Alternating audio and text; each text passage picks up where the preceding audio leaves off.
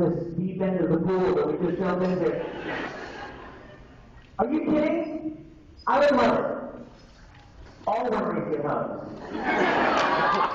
You look adorable. What a great memory. What's your name? Isha. Isha, you look perfect. You're the perfect memory, I think. Awesome. Okay, yes. Yeah, we're all in proposal. I'm not. Oh, you know what, brotherhood? You know what? Oh my gosh, you're the first person to ask me that. I don't remember exactly what he said. Do you remember? So wait a minute, he's going to be my talker. He's going to tell me what to say. Hold on.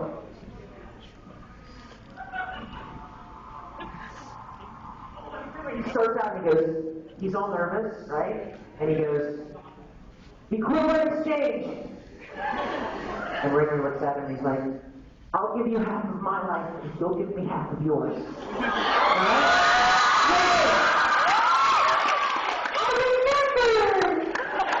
Yes, sir. I'm redoing it for you as well. It's my dream job being a voice actor, so after I get to college, where should I go like to meet them? Great question. In fact, I'm really glad you asked because I know a lot of people have that question. Getting into voice acting.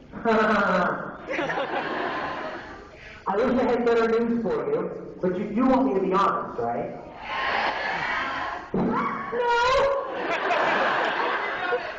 No! Here's the honest truth. I was blessed enough, and I mean that sincerely.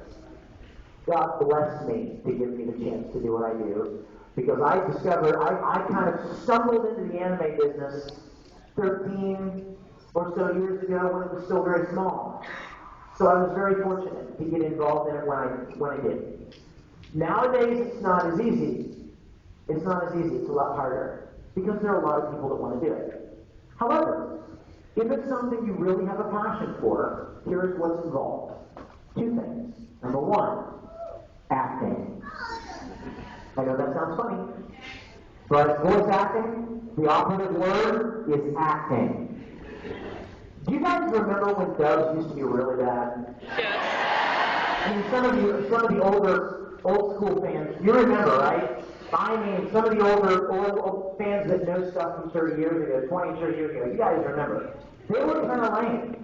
Do you know why they were lame? I'll tell you. Because back then, when companies were going to dub something into English, their brilliant idea was, let's get people who are familiar with a microphone. So they got radio guys. People that DJs and radio personalities and people that knew how to work the microphone. And they would dub these characters. Well, the guys had this really cool resonant voice, DJ voice, whatever. But the problem was they weren't actors. So whenever it got to very powerful, dramatic moments, the things kind of fell flat because the people were not actors. They didn't really know how to communicate the emotions of the character. But about, I don't know, maybe 15 years ago, some company had the brilliant idea of hiring actors to play the characters. And so dubs took a dramatic turn for the better. And so what I will tell you is that almost every voice actor that I know is an actor, first and foremost. They've got loads of experience on stage, on camera, maybe even training, like in college, theater, that kind of stuff. I do. Literally, I bet I know 100 voice actors, and I can think of 2 that didn't have any acting experience before they started voice acting. That's the common thread there, is acting. The second thing is location. You have to be where the work is. You know, I've said this before, if you've seen it on YouTube, I apologize, but it's still true. If I wanted to be a country western singer, I'd move to Nashville, right? That's where that kind of thing happens. That's the scenes for that kind of thing. There are certain cities in our country that are known for certain things. And if you want to get involved in that, then that's where you would go to get the best chance of working. The entertainment business, you would think immediately what? Hollywood. New York, Los Angeles, Even now, guys, even now, it's spreading out. I will tell you a little secret. Los Angeles is dying. And I don't have money, actually. A lot of waste, a lot of garbage that goes on out there. But as technology has improved, allowing people to shoot high-definition, beautiful stuff and record amazing stuff with technology that was so much more expensive. You know, some of your cameras in your hands right now that could shoot as good an image if you knew how to light it properly and compose the shot properly. You could shoot as good an image as something they shot in the movie theater for the movies 20 years ago, 10 years ago. The technology is right there for you. You don't have to be in a studio anymore to make something of real quality. You don't have to have a recording studio to make a piece of music that sounds great. With GarageBand and MIDI instruments and a halfway decent microphone, which is very inexpensive now, you have software on your computer that records audio, digital audio. You can do stuff now in your bedroom that sounds better than something they recorded 15 years ago in a $100,000 recording studio. So that's the good thing for you. You're replacing time in history where you've got these tools at your disposal for that don't cost a lot of money. But you have to be where certain types of work are. I'll tell you something. Los Angeles, the studios in Los Angeles, for the longest time, they wouldn't cast me in anything. You know why? Because I lived in Houston, Texas. It didn't matter that I had 4 pages of credits on IMDb. That didn't matter. It didn't matter whether I could do the job or not. What mattered to them was they want you right there on the other side of the glass, so they can talk to you and explain what they want, and they can hear you perform it, and they go, okay, yeah, okay, just make it a little lower now, and slow it down. Go. They want to have you there to actually direct you. So I had to be in Los Angeles. And it wasn't until I moved out there that I started doing stuff like Naruto, Bleach, and Vampire Night, Takaishi, and all these other things. So my point is, you have to be where the work is. And that's not a guarantee for anything, okay? One of the problems with any kind of an artistic or creative endeavor is that there are a lot of people that want to do it. So I don't want to be unrealistic. I want you guys to be realistic. That there's a lot of competition, and you probably need to get some training in something that'll help you pay the bills while you're pursuing your dream. That's only smart, you guys. Don't be naive. Don't think, hey, as soon as I move to Dallas, Funimation's going to be clamoring at my door to come and be their next big star. That's not going to happen.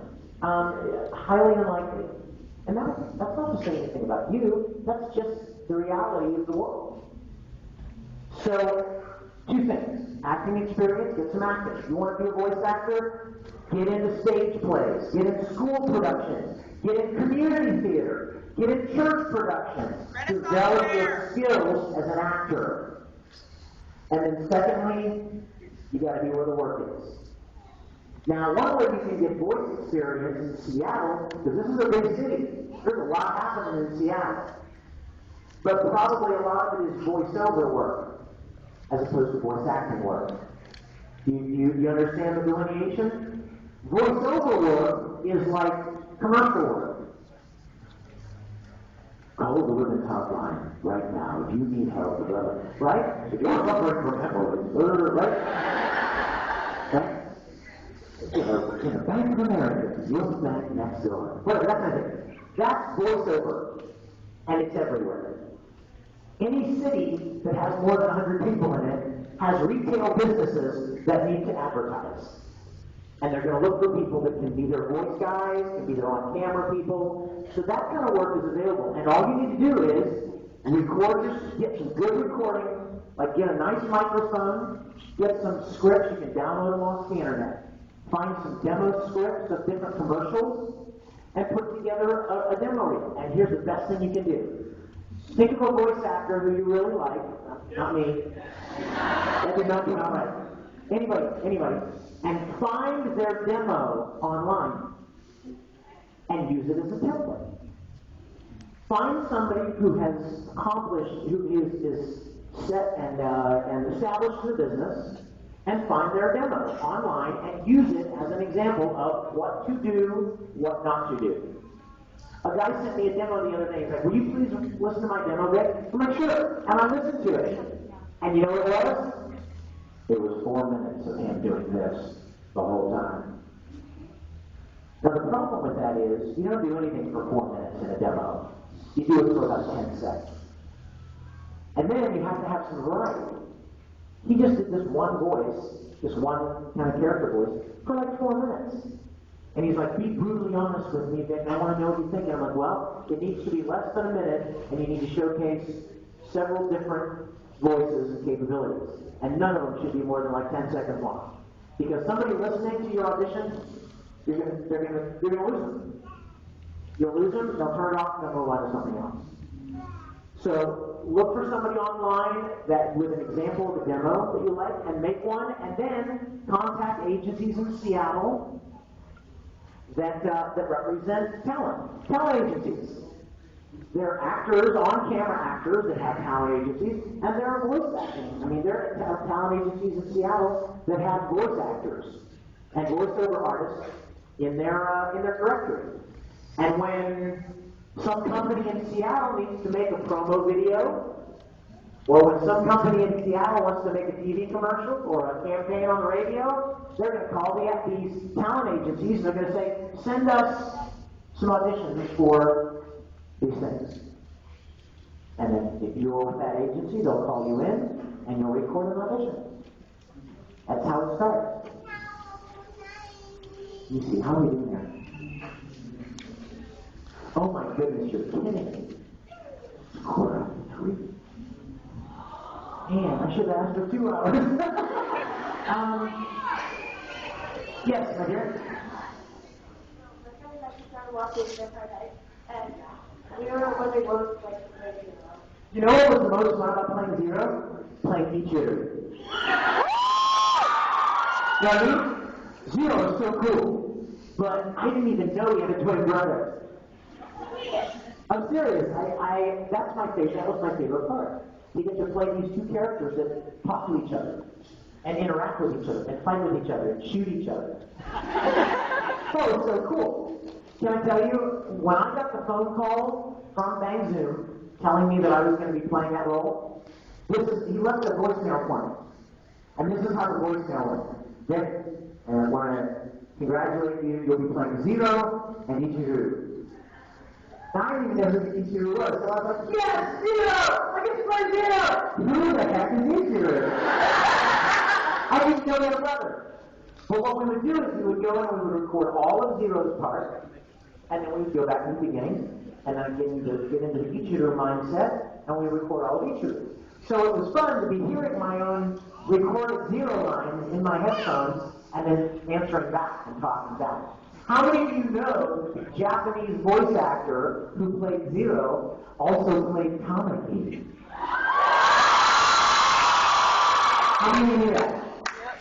How cool is that, right? Mamoru Mayano, I believe is his name. I want to meet him. I want to do a convention with him. And I want to sing a song with him. Because remember the song you hear, Don't Give Me Love? That's Tamaki's song. See right there? That's Tamaki's song. And Mamoru Mayano-san recorded that song, and it's on one of my CDs too. I translated it into English and made my version. How fun would it be for me and him to do a convention together? And like, he sings the first line in Japanese, and then I sing the second line in English. You know what I mean? And we kind of... And it was so funny. I made fanboy a little bit.